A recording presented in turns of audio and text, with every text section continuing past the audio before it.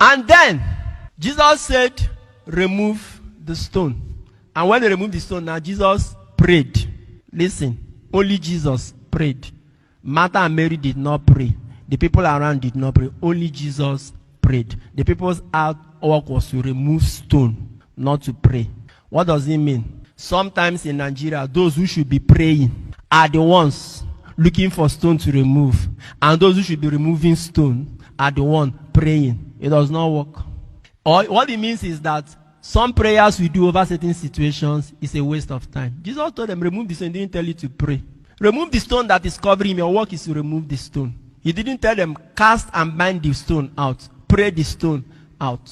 Poverty in Nigeria cannot be cannot be cast out. It cannot be declared out. It cannot be delivered out. Poverty in Nigeria is caused by stone holding the people in the grave of poverty. And those stones are in the presidency, in National Assembly, in government houses. The Lord is telling us, remove them. Stop praying about them, remove them. And how do you remove them? Remove them through election. When it's time for election, remove the ones that have not performed. And if you even make mistake and elect them, after 1 or 2 years, they are not performing. You can also remove them from peaceful protest. Occupy Aso Rock, occupy the National Assembly, occupy government houses until these stones that are holding people perpetually in poverty are removed. God is telling us, remove them. This is the mistake of religious people.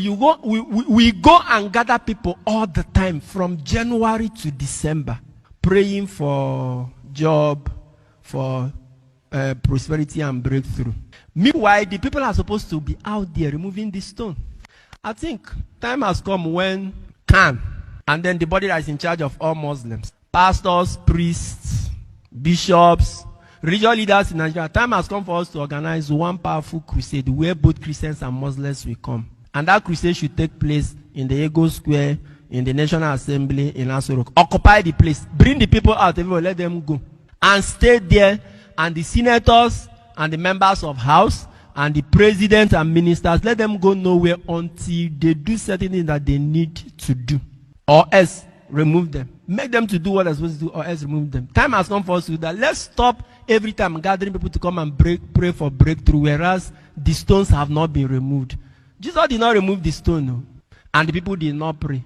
So our positive actions sometimes are all that God needs. He will now do the miracle. We need to remove the stones in Nigeria, the stones that are blocking, or the stones that have held our people in the grave of penury, in the grave of poverty, in the grave of joblessness. I have told you where they are. It is time for Christians and Muslims to mobilize and go and remove those stones, irrespective of where they are, who they are, or where they are coming from. We just learned that senators took delivery of exotic cars that they ordered. A country that cannot, we don't even know how many centers where COVID-19 victims can be treated. But our senators brought cars worth billions of naira. The defense that they have brought is that they ordered for the car before the outbreak. This virus broke out since last year. When they even budgeted money for that car, everybody was shouting. They still did not hear us. They went and ordered. Oh, I see them now. Money that would have been used to equip hospitals, our leaders are using it to buy expensive cars. Where are they driving to? I don't know. Many of them are in Abuja. Their office is in Abuja. Where would they drive the jeeps to? Whether from Apo quarters to National Assembly. How many minutes? In US, with the largest economy, senators rent houses. They pay for their houses. But in Nigeria, you give them houses, you give them cars, you give them furniture, allowance, and all of that. These are the stones, so let's remove them. Let's remove them. Let's keep religious, tribal sentiments aside. Remove these stones. I believe in prayer, but the Lord did not tell people around him. Jesus is like a pastor now, a priest now. This is crusade to raise the dead. Though. He did not tell the people around him, start casting and binding this stone. He told them, remove the stone. We can make them to change some things. For instance, unbundle this concentration of power in one man's hand. Who says that the president must appoint INEC chairman? There should be a process that lands in the president table. What the president should do is to confirm after anybody who is selected has passed certain qualifications. That is objective. Who said that the president should keep appointing Inspector General of Police? Why can't we have commissioners of police in each state? When it is time to appoint Inspector General of Police, let the best commissioner, which means the commissioner with the least crime rate in his own state that he has overseen be appointed Inspector General of Police? Why did presidents in Nigeria have to wake up, appoint anybody they want? They can appoint anybody they want. And sometimes when they do it, they retire those who are put in many years. Why can't we see these things? These are things that Nigerians should take action. These are stones you can remove. Block down, shut down government this until they sign all those things into paper. But they don't need to debate in the house to do all that. There are many things that can be done by the action of the people. Once again, prayer is good though. When the people of Israel were fighting the Amalekites in the desert, they were not praying. Only Moses was praying. The rest were fighting. Religious leaders, pastors and priests, it is time to teach our people to take positive political action. Let's stop congregating people too much for prayer. Sunday worship or once in a weekend, this is enough. All this program for this, power pack this and all of that, from January to December, religious centers are packed and all of that. Let's take example from Jesus. These people should go and remove stones while we now stay and pray for them. When they remove the stones, see the prayer Jesus said, very simple prayer. Lazarus, come out. He said, Father, I thank you.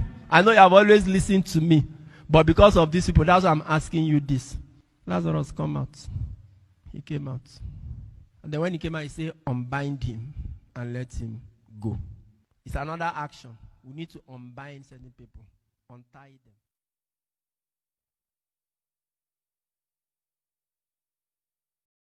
Are frustrated, they are tired, and they have reached a point of no return in terms of rejecting the lackluster, mediocre, wicked, insensitive leadership in the country. And the revolution has become, therefore, inevitable. It is not, we didn't choose to go for a revolution. They chose it by ensuring that there was no level playing field in the last election. Election was a place we could have carried out a revolution of the ballot box. But they stole the ballot box. They hijacked materials that were meant for free and fair elections. And as a result, did not organize any election that was credible enough for people to have faith in the ballot box. So people have asked that we take it to the next stage, not the next level, which is the fraudulent design to hoodwink our people. What we have realized is that for this country to even have free and fair elections, there must be a showdown. The people must come out and define who the electoral officers are, what the electoral laws are, and how fair elections that are acceptable to them, that are credible, are organized, not the one organized by their oppressors. So that is what revolution is about. And that is very clear. I'm not the only one asking for a revolution. 84% of Nigerians, according to a poll we conducted, want a revolution. They don't want war. But these people want to drive us into war so that we can all be exterminated at once. We don't want war. We want a very clean, quick, and succinct revolutionary process, surgical, that we put an end to the shenanigans of government, that we put an end to oppression, the corruption of government. I mean, look at it. You have ministers who have active cases with EFCC being asked to bow and go in our National Assembly. You have ministers who have been engaging in high crimes. We have a president that is insensitive to the country. This country has fallen apart. Nigeria has failed, except Nigerians bond together and bundle these guys out of our national space. We are wasting our time. And don't ask me